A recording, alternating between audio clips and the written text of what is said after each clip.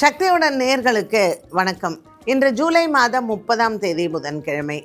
மேஷ ராசி அன்பர்களுக்கு இன்று வியாபாரத்தில் நல்ல லாபங்கள் ஏற்படும். ரிஷபராசி அன்பர்களுக்கு இன்று கணவன் மனைவி உறவு சிறப்பாக அமையும். காதல் வாழ்க்கை வெற்றியை தரும். மிதுன ராசி அன்பர்களுக்கு இன்று வியாபாரிகளுக்கு நல்ல ஒரு முன்னேற்றமான நாளாக அமைகிறது. கடகராசி அன்பர்களுக்கு இன்று கடன் பிரச்சனைகள் தீரும். சிம்மராசி அன்பர்களுக்கு இன்று நண்பர்களால் உதவிகள் உண்டு.